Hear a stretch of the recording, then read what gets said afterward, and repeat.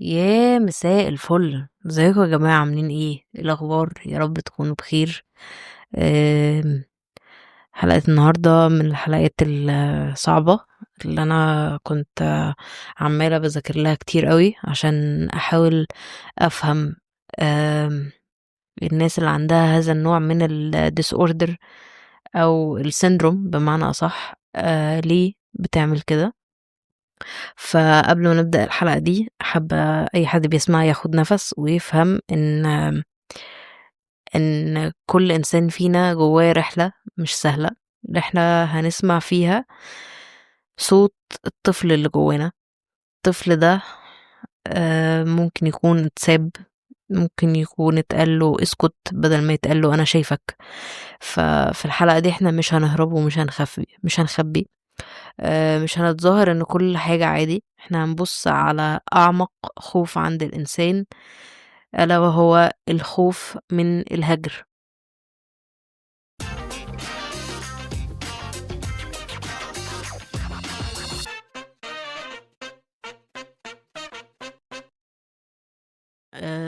الخوف من الهجر أوقات كتير بيبقى هو أكتر سبب ممكن يخوّف الإنسان، ويمكن كمان يكون بيخوّفه أكتر من الموت، لإن الموت سبب قاطع، بس الهجر سبب ما لهوش، يعني هو بالنسبة له بيبقى عامل زي باب موارب. فالخوف إن أنت تصحى وتلاقي أي حاجة أنت اتعلقت بيها مش موجودة. آمم، فلو عمرك حسيت إن أنت بتتعلق زيادة أو بترضي الناس بزيادة أو بتدّي من روحك اللي هي أصلًا ناقصة، فالحلقة دي ليك. طيب إحنا النهارده هنتكلم عن شوية حاجات، أساسهم هو الخوف من الهجر. فإحنا ليه بنخاف من الهجر؟ ليه بنمسك في أشياء أو في ناس مش مناسبين؟ ليه بنرضي الناس على حساب نفسنا؟ دي حاجة من الحاجات اللي هي people pleasing بشكل أصح، يعني هي سبب من أسباب الهجر. وليه لغاية دلوقتي مش عارفين نقول لأ حتى للحاجات أو للناس اللي بيوجعونا. فلو عمرك حسيت إنك لو قُلت رأيك ممكن تخسر الناس، أو لو عمرك حسيت بحاجات مش عاجباك بس أنت سمحت بيها عشان اللي قدّامك ما يمشيش، أو لمّا بتحس بأي تغيُّر بسيط في المعاملة أو تغيُّر بسيط في أي حاجة ليها علاقة بالاستقرار، بالروتين، بتحس ده مؤشر إن النهاية قرّبت. فخلّينا نبدأ. طيب، كبداية كده، إيه هو الخوف من الهجر؟ الخوف من الهجر مش مجرد قلق إن حد يبعد، ده نظام إنذار نفسي بيفضل شغال 24 ساعة، بيقول لك خلّي بالك أنت ممكن تتساب، خلّي بالك الحب مش مضمون، خلّي بالك لو ارتحت هيتاخد منك، خلّي بالك وخلاص، خلّيك عايش في قلق دايمًا. فهو خوف عميق من إن حد أو شيء مهم في حياتك يختفي أو يمشي أو يبعد أو يرفضك أو يبطل يحبك أيًا كان. طيب، في بقى تجارب على الموضوع ده. آآ أولًا في نظرية لحد اسمه جون بولبي. النظرية دي بتقول إن الطفل اللي كانت أمه مثلًا ساعات موجودة وساعات مش موجودة، أو موجودة جسديًا بس مش موجودة عاطفيًا، بيكبر وهو عنده نمط تعلُّق غير آمن، وده معناه إن الحب بالنسبة له مش مضمون. الطفل هنا بيتعلم إنه أنا لو ما راعيتش اللي قدّامي أو ما فضلتش كويس أو ما فضلتش زي ما هي مستنية منّي إني أبقى، هي هتسيبني. فالمعتقد ده بيكبر معاك ويطلع معاك في كل علاقة، سواء كانت بقى حُب أو علاقة أهل أو علاقة صداقة أو علاقة عمل، أيًا كان. تمام؟ خلّينا بقى نرجع لموضوع، هو الخوف من الهجر ده أصلًا بيحصل ليه؟ ليه بيحصل؟ علماء النفس بيقولوا إن الخوف ده بيتكوّن في 3 مراحل. أول مرحلة هي مرحلة الطفولة المبكرة.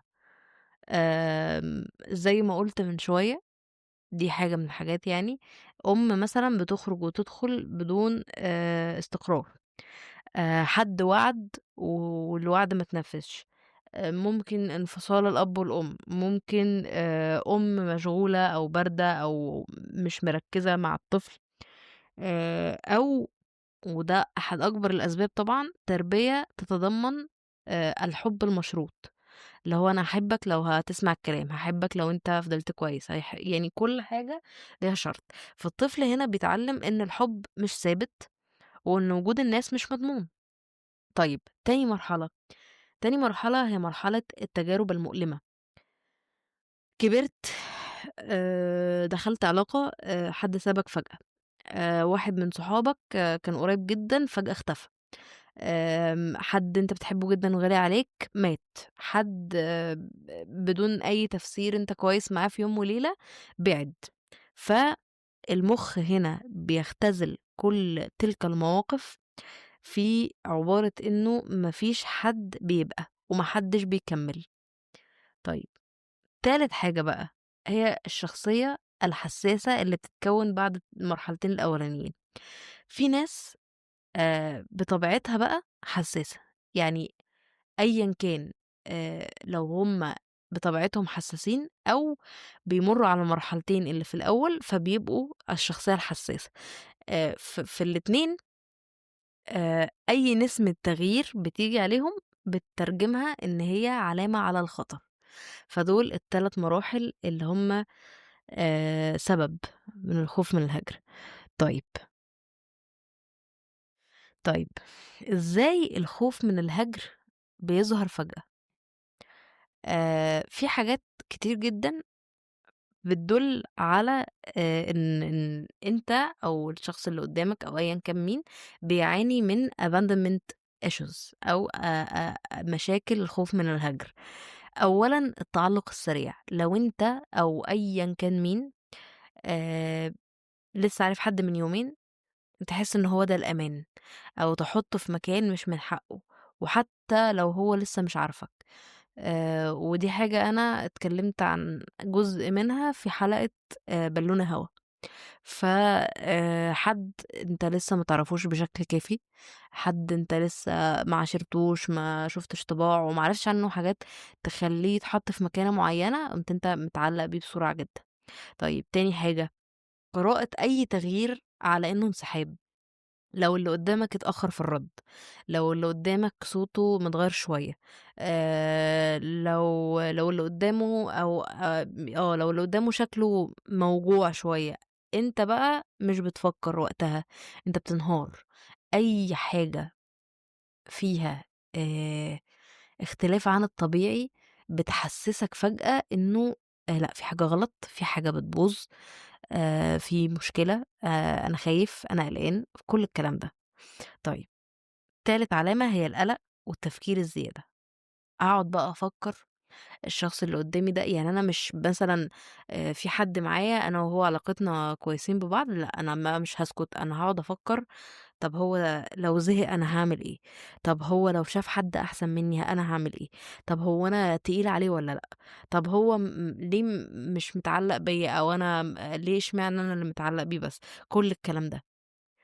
رابع حاجة وهي التعلُّق المرضي. آمم التعلُّق المرضي دي بقى بتيجي علينا إحنا، إنه حد يغلط فإحنا نسامح ونتغاضى ونتحمّل، عشان الخوف من الخسارة عندنا أكبر بكتير جدًا من الخوف من الوجع. خامس حاجة وهي العلاقات المتذبذبة. آمم العلاقات المتذبذبة دي على فكرة ليها مرض لوحده، بس هي جزء من المشكلة بتاعة الخوف من الهجر. يعني مثلًا تحتاج شخص بشدة جدًا وتحبه جدًا، جدًا، جدًا، وبعدها تخاف إن أنت تتعلق بيه، فتبعد، فتزعل، فترجع، فتفضل بقى أنت في الدايرة المؤذية الغريبة دي، لا أنت فاهم أنت بتعمل كده ليه، ولا اللي قدامك فاهم أنت بتعمل كده ليه. طيب فالخوف من الهجر مش مجرد قلق، مش مجرد جملة يا ريت ما يبعدش، لأ الخوف من الهجر شعور أعمق. خوف من إن حد يختفي، إن حُب يخلص، إن حد مهم يمشي، أو إنك تصحى من النوم فجأة تلاقي نفسك لوحدك. فالخوف مش بييجي فجأة، ده بيتبني سَنة فوق سَنة وجرح فوق جرح لحد ما يبقى جزء من شخصيتك وأسلوب علاقاتك. آمم، وحاجة من الدراسات برضه بتقول إن 80% من مشاعر الهجر دي اللي بتبقى إحنا بنخاف منها، بتتكوّن قبل سِن 7 سنين. فأنت متخيّل الطفولة مبكرة قد إيه؟ يعني كل حاجة بقى قبل 7 سنين دي بيبقى هي إيه، اللي بتخلّي الطفل بيتخزّن جوّاه المشاعر دي. فأنت حاجات ممكن أنت أصلًا تبقى مش فاكرها، بس أنت عِشتها وحسّيتها ومرّيتها، فخلاص. طيب، آمم المشكلة بقى إن الخوف من الهجر مش مجرد مرض وانتهى، خلاص كده أنا باخاف من الهجر وباقعد أفكّر والموضوع خلص. لأ، المشكلة إن هو ليه آثار مدمرة.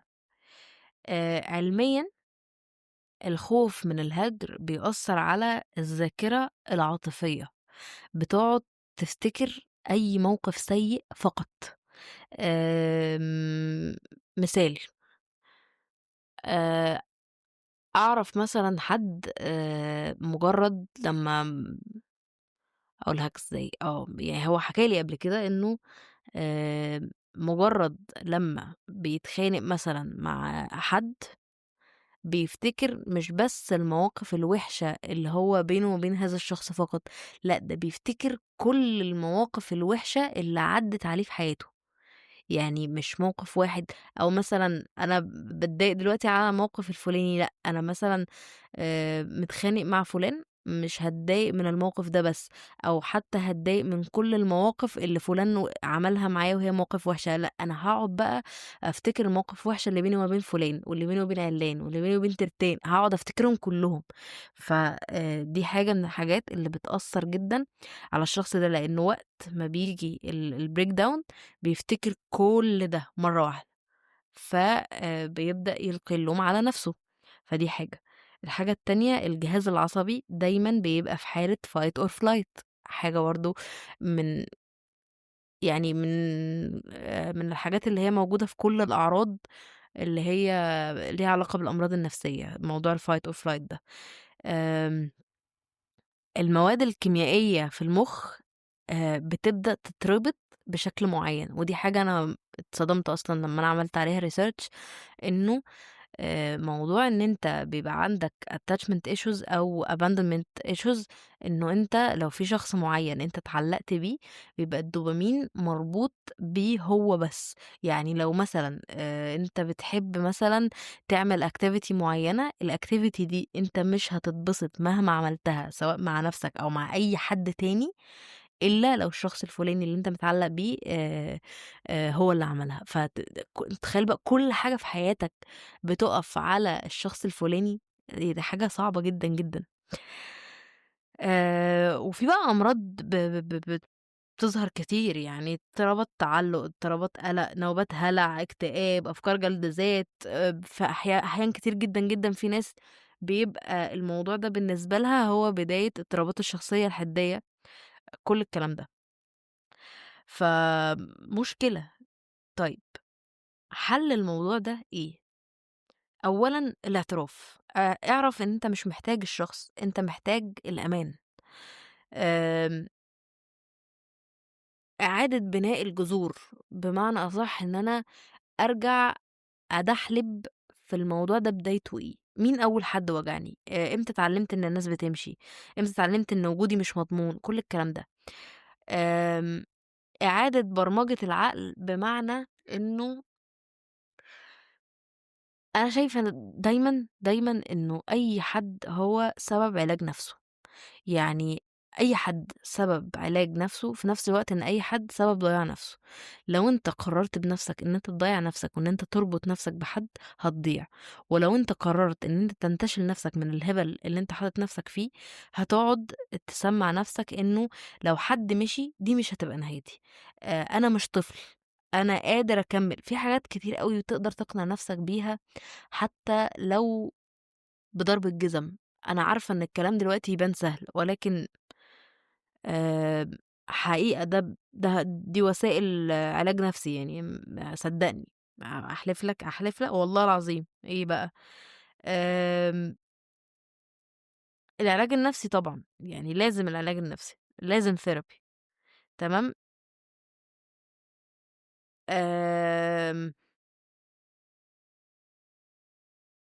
أحد بقى أسباب ظهور مشكلة كبيرة جدًا، جدًا، جدًا زي مرض الpeople pleasing هو الabandonment issues. طيب، أنا عرفت إيه هو الخوف من الهجر، وإيه أسبابه، وإيه مش عارف إيه. طب هل ممكن يكون في أكتر صفة باينة هو إن أنا بارضي الناس كلّها، ويبقى هو ده العرض الوحيد اللي باين من إن أنا باخاف من الهجر؟ هو مش بس ده العرض الوحيد، ده أكبر عرض من أعراض الخوف من الهجر هو إرضاء الناس على حساب نفسك. طيب أنت هاسألك سؤال كده، عمرك رضيت نفسك رضيت حد عشان خايف إن هو يخسرك؟ طيب عمرك قُلت ماشي وأنت من جواك بتدّي نفسك 100 قلم؟ عمرك خبّيت غضبك عشان ما يحصلش خناقة؟ عمرك اتنازلت مش حُبًا بس خوفًا؟ لو الإجابة أيوه، يبقى إحنا داخلين بقى على الجزء التاني. الحلقة بتاعة النهارده طويلة، فلو أنت مثلًا مستعجل وراك حاجة، روح اشرب شاي بقى، استحمى، هو كده اعمل اللي أنت عايز تعمله وتعالَ لي. آآ قعدت كده أتكلّم من شوية مع حد من ناس أنا أعرفها. آآ فاتكلّمت وقُلت حاجة، وأنا باتكلّم أدركت إن الحاجة اللي أنا قُلتها دي لازم آجي أقولها هنا النهارده. آمم أحيان كتير جدًا الناس أو مش أحيان، هو بِنية الإنسان كده، الإنسان بيحب الشخص اللي مش مضمون. يعني لو أنت طول الوقت مبيّن إن أنت بتحبّني، وطول الوقت مبيّن إنه أنا مهما عملت أنت هتفضل تحبّني، أنا هادّيك بالجزمة. بمنتهى الصراحة، هو الإنسان نمرود، فلمّا يلاقي إن اللي قدّامه آمم متاح دايمًا، اللي قدّامه بيحبه أوي، أوي، أوي، هيبدأ يحس لا إراديًا حتى لو هو مش شرير، هيحس لا إراديًا إنه أنا مهما عملت الإنسان ده مش هيمشي. أنا مهما حصل هو موجود. ممكن يقول كده بمعنى حلو، ولكن العقل بيترجمها إنه خلاص، اعمل اللي أنت عايز تعمله، اجرح براحتك، انفخه براحتك، يعني ضايقه بُص، ادّي له بالسكينة في قلبه عادي. ولكن لمّا ييجي إنسان تاني آآ نلاقيه فجأة يختفي، وفجأة يرجع، وفجأة يبقى كويس، وفجأة يبقاش كويس. أنا أحب الشخص ده أوي بقى. ليه؟ لإن الشخص ده مش مضمون، الشخص ده ممنوع، والممنوع مرغوب. فأنا دايمًا هابقى حاسس إنه أنا عايز أرضيه أكتر، أنا عايز أحسّسه أكتر إن أنا باحبه، وعشان خاطر هو كمان يحبني، وعشان خاطر هو كمان يبطّل يختفي، ويبطّل يعمل مش عارف إيه، أنا هاورّيه كمان، أنا هاعمل مش عارف إيه. فهافضل دايمًا آمم أحاول أو أسعى إنه الشخص الغريب الtoxic ده يفضل موجود في حياتي. فده آآ ما هو الإنسان عليه، هو ربنا خلق الإنسان كده. الإنسان ما ينفعلوش النضافة من الآخر. يعني لو أنت نضيف مع شخص هتاخد على دماغك، وده أنت ذات نَفْسك عليه. يعني أنت ذات نَفْسك لو لقيت شخص زي ما أنت بتعمل طول الوقت هيفضل يحاول يرضيك، أنت هتدّي له على دماغه. فهي دايرة. ولكن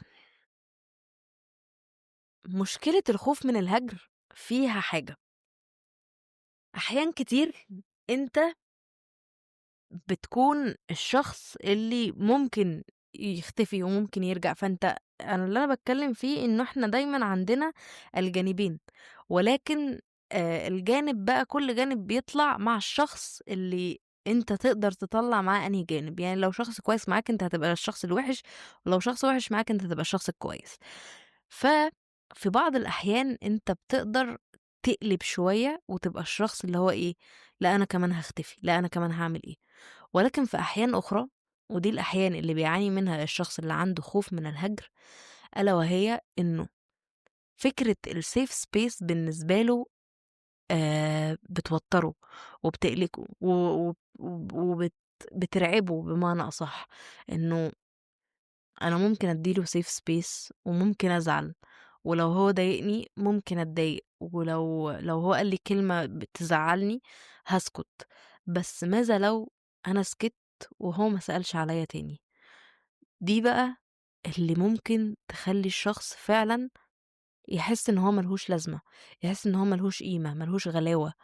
أنا حتى خايف آخُد موقِف، يعني أنت متخيّل قد إيه الموضوع صعب وموضوع تقيل، إن أنت تبقى مثلًا متضايق ومجروح وخايف إن أنت تقول إن أنت في حاجة مضايقاك، لإن أنت خايف لا تكتشف إن أنت مش فارق، وممكن تكون كل حاجة حواليك بتقول لك إن أنت مش فارق. بس إن أنت تكتشفها بعينك وتسمعها، هي دي اللي هتخلّيك خلاص مش قادر، مع إن كل حاجة بتبيّن ده وأنت عارف، بس أنت بتعمي نَفْسك عن حقيقة إنه الشخص اللي قدّامك أنت بتحبه أكتر ما هو بيحبك. ففكرة أصلًا إن أنت تختبر هو بيحبك والّا لأ، بالنسبة لك صعبة، لإن أنت متأكد إن أنت لو اختبرته هو هيفشل في الاختبار أو مش هيفشل، أنت اللي هتفشل، أنت اللي هتكتشف إن أنت مش فارق. فدي حاجة من الحاجات اللي الناس دي بتحسّها، وعليه بيتخلق حاجة اسمها الpeople pleasing. إرضاء الناس في مرض الpeople pleasing مش طيبة، ده خوف. خوف من الرفض، خوف من الخسارة، خوف من المواجهة، خوف من الزعل، خوف من إن أنت تزوّدها أو تكون تقيل عليهم فيبعدوا. أساسه بقى أساسه إن الطفل اللي اتعلّم إنه أنت لو زعّلت حد هيسيبك، لو قُلت لأ ماما مش هتحضنك مثلًا، حاجة من الحاجات دي، لو عبّرت عن زعلك هتبقى أنت غلطان. في حاجات كتير أوي اتقالت واتزرعت في دماغنا وإحنا أطفال، آآ ممكن بدون وعي حطِّت الموضوع ده، و وعلى مدار ما كبرنا بقى نفس الكلام. فشكل إرضاء الناس إن أنت بتوافق على حاجات أنت مش عايزها، بتشتغل فوق طاقتك، بتخاف تزعّل حد، بتسمع مشاكل العالم كلّه حتى لو أنت مش قادر، بتتكسر ومش بتقول، بتسيب حقك، بتخاف تطلب، بتخاف تتقدّم، بتخاف تعترض، بتخاف تعمل أي حاجة. فالأخطر من ده كلّه إن أنت في الآخر بتعيش بشخصية مش شخصيتك. آآ نفسيًا وجسديًا ده بيبقى ليه آمم آثار كتيرة جدًا، جدًا، جدًا وِحشة عليك. فالموضوع ده محتاج إن أنت تعرف تقول لأ، تتمرّن إن أنت تقول لأ بشكل أصح، تبطّل تعتذر كتير، تحُط حدود، تراقب رَد فعل الناس. تراقب رَد فعل الناس بمعنى إن أنت اللي هيزعل من حدودك تعرف إن هو كان مستفيد من غيابها. يعني دي الحاجة الوحيدة اللي أقدر اللي يزعل إن أنت بتحط حدود، هو الوحيد اللي كان مستفيد من إن أنت ما لكش حدود، إن أنت بتاخد على دماغك عادي، بتتهزّق عادي، بتتساب عادي، بيحصل فيك حاجات كتير أوي عادي. آمم، واقبل فكرة إن أنت مش هترضي الكل، أنت مش على هوا الناس كلّها، وده الطبيعي، يعني الطبيعي بتاعنا إن إحنا ما نبقاش على هوا حد، عشان إحنا مش تفصيل، يعني ده الطبيعي. الpeople pleasing نتيجة مباشرة للخوف من الهجر، زي ما اتفقنا طبعًا، لإن الشخص اللي خايف يتساب بيتعلم إن أسهل طريقة تخلّي الناس تفضل هي إن هو يرضيهم، حتى لو على حساب نفسه أو إن هو ينسى نفسه. ف اللي بيرضي الناس بشكل غير مبرر وبشكل زيادة، بيعتذر عن وجود نفسه كل يوم بسُكات، يعني بالضبط أنا كإني كل يوم باقدّم حِجّة لنفسي إن هي خلاص ما تبقاش موجودة تاني، خلاص بقى كفاية كده. فأنت بتتحمّل فوق طاقتك، بتتحمّل فوق طاقتك كتير أوي، وفي الآخر أنت ما فيش حد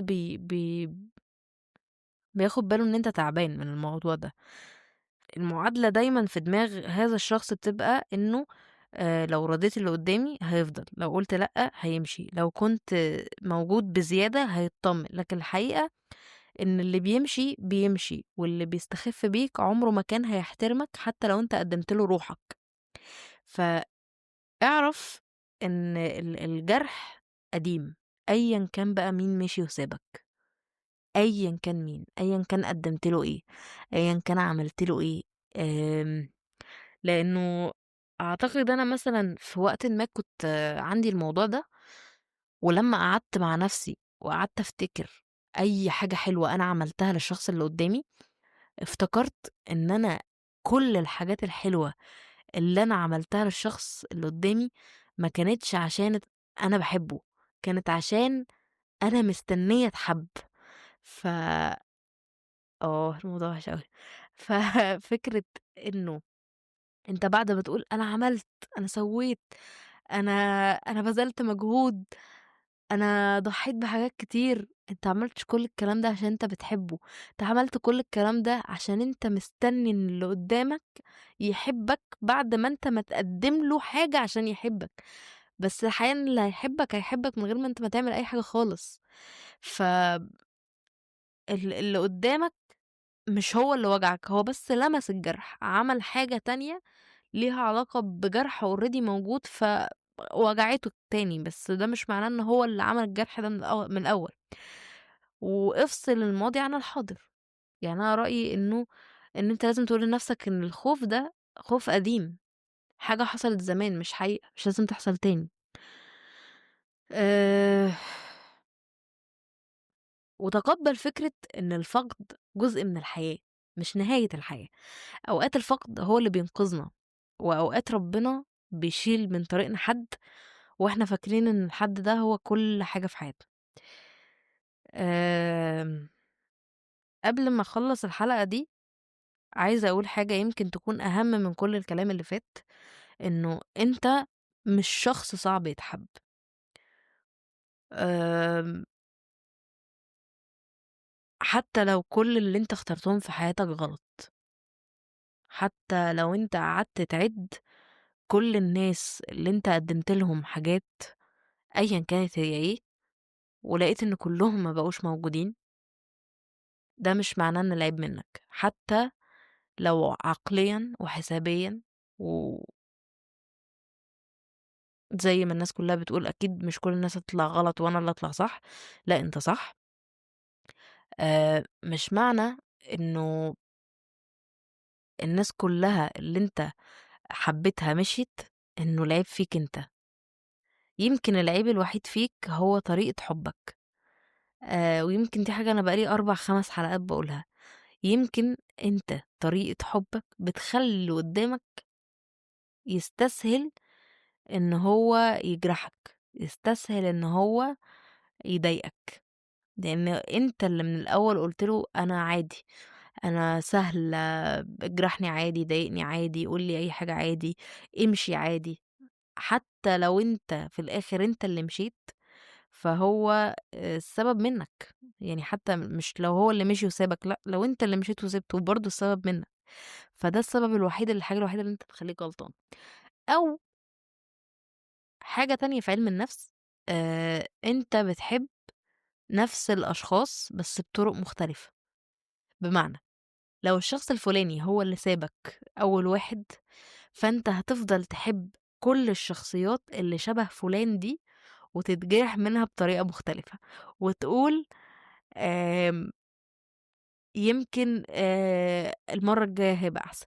الحقيقة إنه ما فيش مرّة جاية وما فيش مرّة فاتت، أنت بتحب نفس الشخص كل مرّة، وكل مرّة بتحاول تعمل نفس الحاجة بس بطريقة مختلفة، وفي كل مرّة أنت بتتساب بطريقة مشابهة لأول مرّة. فعشان كده أنت بتبقى شايف إنه كل دي ناس مشيت وسابتني، فيبقى أكيد العيب فيّا. لأ، العيب الوحيد اللي فيك إن أنت للأسف بتنجذب لنفس الشخصية اللي جرحتك تاني وتالت ورابع، وبتعمل نفس الغلط تاني وتالت ورابع. فطبيعي أنت هتحس إنه إيه ده، إيه كل ده؟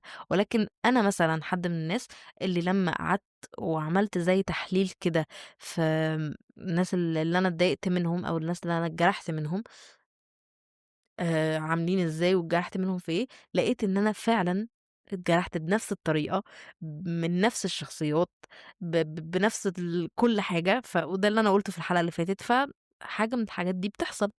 فأنت مش شخص صعب يتحب، أنت بس اتعودت تحب ناس ما كانوش قادرين يشوفوك، اتعودت إن أنت تتعلق بوجود مؤقت، اتعودت ترضي ناس مش شايفين وجعك، اتعودت تحافظ على كل حد إلا نفسك. الخوف من الهجر مش ضعف، ده جرح وجرح قديم بس لسه موجود ولسه بينزف بشكل أصح يعني. فمن النهارده امسك الجرح ده بإيدك وقُل لنفسك أنا كبرت ومش هاسمح لحد يمشّيني من من أمام نفسي تاني. آمم، لإنه العلاقات الحقيقية مش بتقوم على الخوف، بتقوم على الاختيار، والشخص اللي هيختارك، هيختارك وأنت كامل، مش وأنت م تعبان من كتر ما أنت بتحاول تحافظ عليه.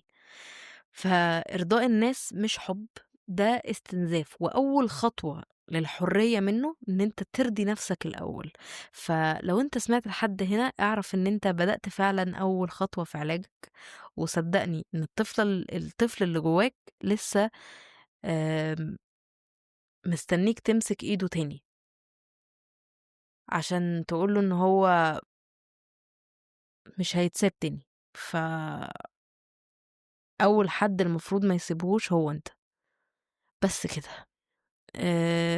يا رب تكون الحلقة عجبتكم، ويا رب يكون الكلام مُريح ومقنع شوية، وإن شاء الله أشوفكم الحلقة الجاية.